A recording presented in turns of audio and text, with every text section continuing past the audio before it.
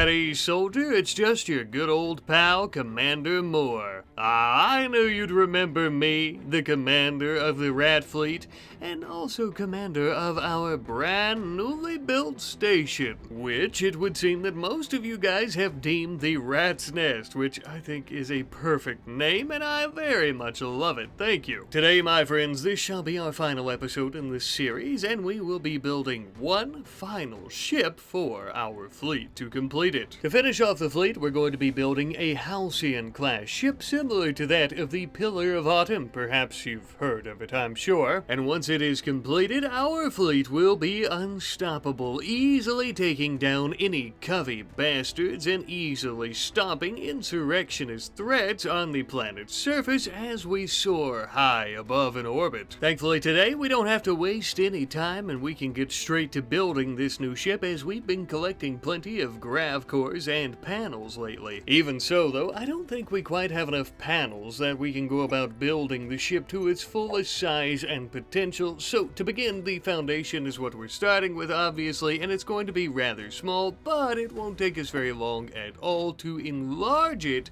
to its normal size and capacity. As we were doing so, we ended up having some orbital debris hitting our station. We definitely need some of those shields that our friend Carl Varga had mentioned in their comment earlier about the station. But that'll be in the very near future because right now we have much bigger fish to fry, like finishing up our brand new ship, as we are now putting in the hull of the ship itself after building the foundation. You've seen me do this 100 times before, actually about 3 to 4 times to be specific. You already know what I'm doing. Here at the rear of the ship, of course, we have our batteries and all of the fuel containers. You'll also notice that we have 3 capital thrusters, which are the largest thrusters that we can construct, along with some smaller ones and just large thrusters. This thing is going to have a lot of power. In terms of thrusters, and perhaps in terms of everything else as well, this ship shall be our strongest. At the front of the ship, we are going to have the weapon systems. This ship is going to come equipped with all of the weapons that our other previous ships have, with the Hellfire Sentries, a gigantic mech and/or orbital cannon, as well as a small manual orbital artillery cannon that's going to allow us to fire nuclear payloads. Think of all of our ships and their weapons combined into one, essentially. I will say my least favorite and/or proud part about this ship that I'm building is the crew quarters. We are going to be able to contain quite a bit of crew members, but I ended up making the bedrooms rather small. I probably shouldn't have done this, but since we have a station that we're going to constantly be docked at, these ships are only going to be temporarily used now, in contrary to previous uses of our fleet where we were living in the ships. Basically what I'm saying is we can live on the ship if we need to, but it doesn't really matter if the bedrooms are small because we don't plan to. And you know what? For this to be the initial prototype build of the ship, I'm pretty happy with how it turned out. Now all we gotta do is give it a little test, eh? Let's see. Yes, I think flying down to the planet and taking out a few small covey settlements might be perfect for us. I mean, my word, it's been almost an entire day or two since we've destroyed something and/or blew something all to hell. I'm getting bored.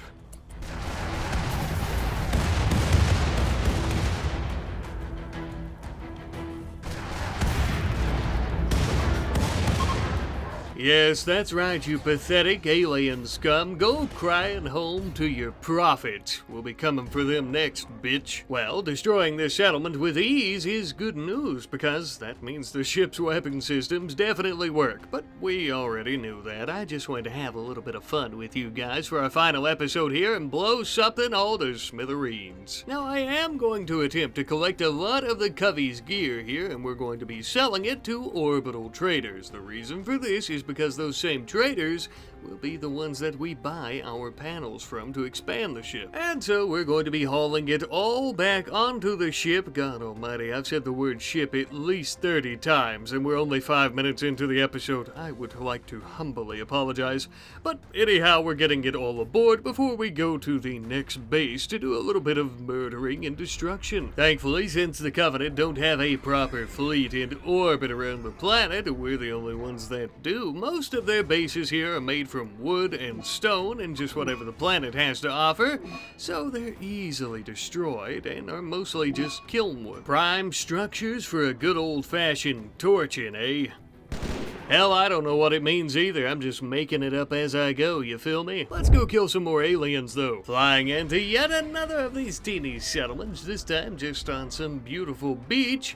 And something that was even more beautiful than the crashing waves were the piles of ash that we left in our wake. After destroying this one, killing everyone, and collecting as much of their gear to sell as possible, I think we're finally ready to contact the Orbital Traders Hub. That way we could purchase ourselves some of that sweet Gravlite panel. After purchasing as much as we really could, we would end up returning back to the Rat's Nest. That way we could make our improvements in peace without being constantly attacked and raided by Winston Waves, who still seems to strike up here, but only occasionally. I can't seem to find the little menu that shows when we're going to get attacked next. I'm not sure if it's bugged or if I've done something wrong or what, but I'm happy to build onto the ship without any issues for now. You'll notice that we're mostly just kind of expanding the ship outward, giving it that larger, fatter feel. That way we can include more rooms onto it. That way we can put in more stations, growing areas, really anything that we find useful. Because, as it was so well put by our friend the Dodo Bird Historian 5115, this ship is going to be essentially a jack of all trades. It doesn't really specialize in any particular area and is just kind of good at most things for the most part. Now that we have an increased size, I would add in a few additional large thrusters along with extra fuel tanks, and I also threw in a couple artificial ecosystems back here for growing purposes because I didn't really have all that much room, and I would also line some of our hallways with these artificial ecosystems for the same reasoning. Now, I know I could continue expanding the ship, making it absolutely gigantic,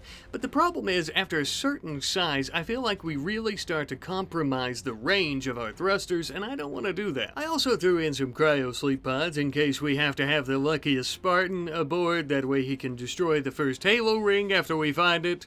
Wait a minute, I think I've heard this story before. And also now in the front of the ship, not only do we have extra Hellfire Sentry weapon systems, but we also have something of a dock here that currently has a Scorpion tank, which is the first of this series, and I look forward to showing it off here in just a little while. But if the tank is not aboard, we can also dock a Pelican here. And now with the ship finished, we have to name this bad boy. We are going to be going with the name of the Pillar of Hope. A bit of a play off the Pillar of Autumn, and it's also from our friend Jimmy Teplano 3843. Now, technically, Jimmy's comment was for our station, but I like the name so much after I named the station, I thought that I might just use it for our new ship instead. I hope that's alright. Hey, speaking of which, looking at the Rat's Nest station, where's the rest of the fleet, you might be asking yourself?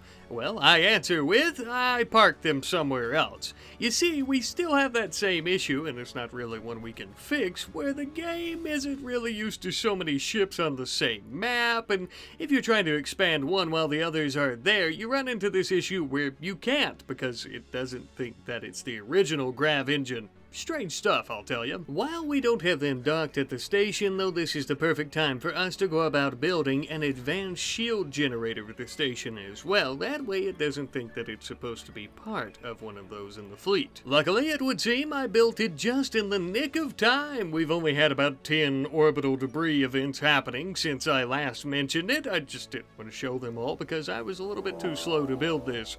But as you can see now, it really limits the damage that they can do. It'll also help us out quite a bit if the station's ever under attack by an enemy vessel. But what are the chances that an enemy vessel large enough to even put a scratch on the station arrive at any time?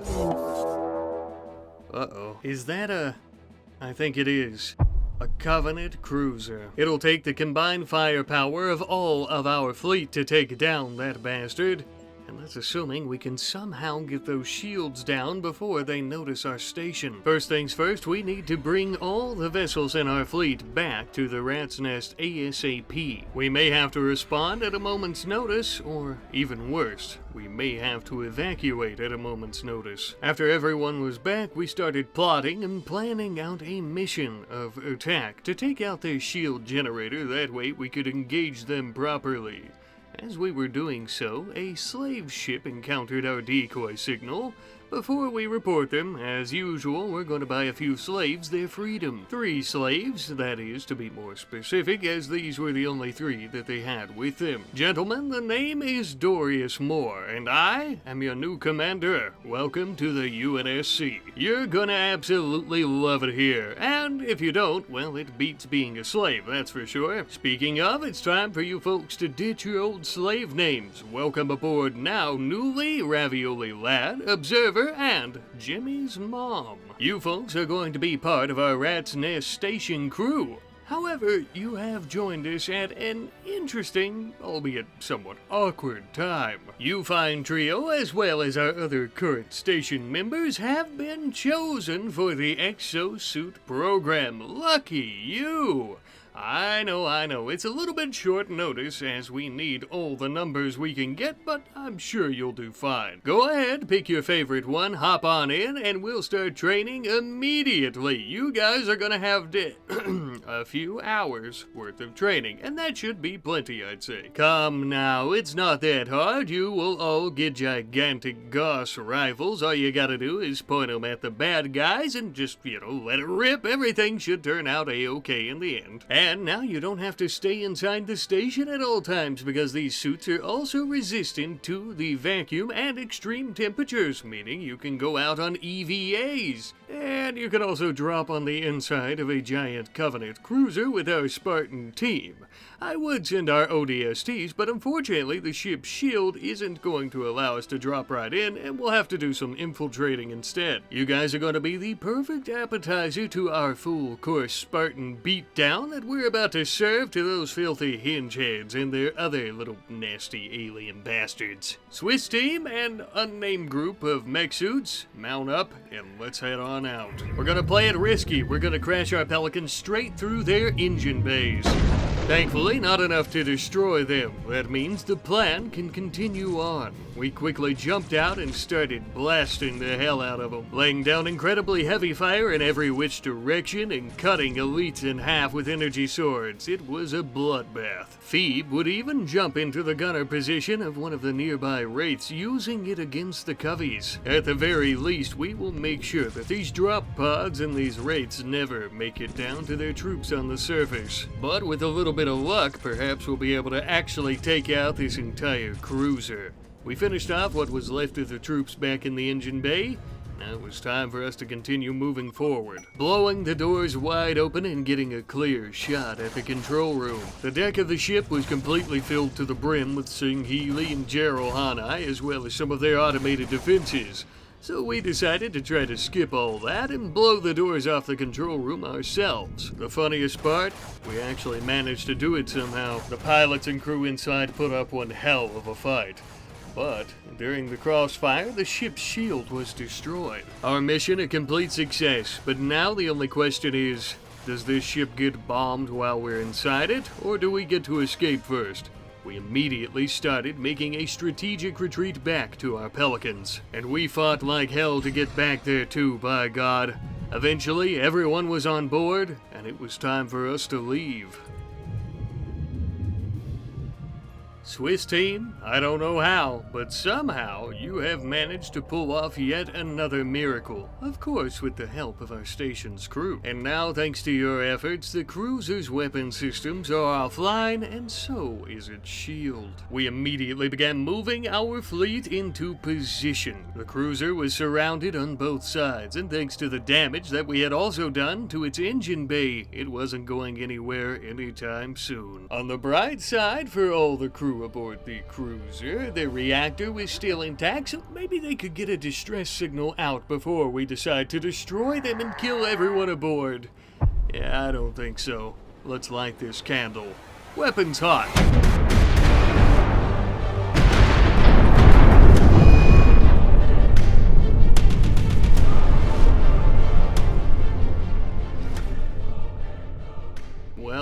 Well, would you look at that? No more cruiser.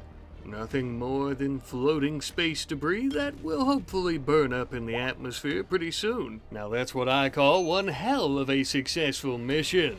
Let's bring our ships on back home and get them docked, eh? To my surprise, not a single soul lost. I think that was a bit of a miracle mission, if you ask me. Well, you won't hear me complaining about it, though. I'm tickled plum pink. And I just want to take a moment to commend our station's crew, most of all, for their bravery. When duty called, they ran towards the glassing beams and the plasma pistols when others would have tucked tail and fled. Thrown into the thick of it without a second thought, and they lived to tell the tale. And of course, a massive thanks to the crew members of all the vessels in our fleet as well. It would seem not only do my patrons make every series on this channel possible, but they also save outer colonies and all the folks that live on them, just like this one. Heroes, by God, truly, every single one of you. With the Covenant increasing their forces and the threat overall to this colony, I think that our station is in need of at least a few minor improvements to our defenses. Obviously, the inside of our airlocks are all armed to the teeth with autocannons, but we've started building some defenses on the outside as well. I'd prefer to keep all the aliens outside of the station if that were to come to it. Along with some mounted manual turrets for our soldiers to use, we're also going to be building some large automated ones. Now, you might be saying, Rad, why are you even bothering doing this if the series is going to end today? Well, you know me, I like to return to series later on, even if it's a year or two later, so just in case that were to be the case, I want to be ready. And you guys are normally the deciding factor, so if you really like this series, if you really do, and you want it to continue, be sure to like, subscribe, and all that other junk everybody else will ask you to do, and that really will let me know that you like this series, you love these episodes, and you want to see more. Thanks in advance. Now that the station should be able to protect itself against any enemies dropped in via drop pod, I think we have more business to attend to back at the planet's surface. We still have so many Covenant as well as outcast and insurrectionists, not that they really matter, bases and settlements to take care of before this colony is truly safe. This being the last episode, what say you we go out with a bang? What do you think? I mean, it's no Covenant cruiser gigantic cool-ass explosion, but killing off one more Covey base might tickle our fancies before we go, huh? That settles it. I've decided. Everybody aboard. Let's go kill some alien bastards. One more time. Funny enough, this was the first one that we've seen where they actually had some of the proper metal they normally use at their facilities. Everything's all purple. Must be a little bit more advanced than we had anticipated. We'll fix that. Master of Aeoli and Alexander Nobbs are going to be mounting up the Scorpion for its maiden voyage. It would be silly if we didn't at least use it once, wouldn't it? To get this party started off right, we're going to be hitting them with a large nuclear warhead.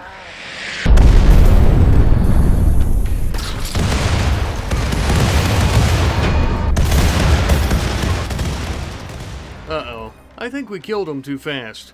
Oh, looks like they're sending reinforcements. That'll be fun. Well, since they're calling in backup, how about we call in some backup of our own? Fair's fair, after all, am I right?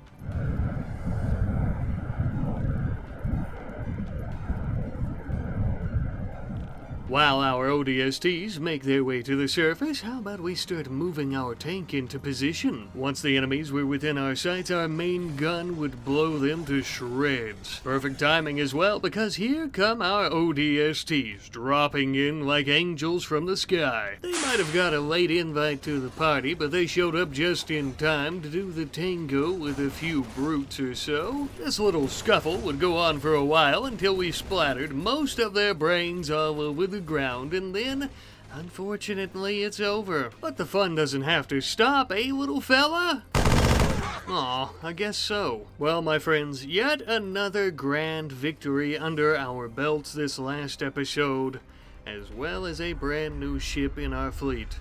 But unfortunately, I think we're done. I, of course, want to take a moment, though, and tell you guys that I am so grateful for such a wonderful community and audience.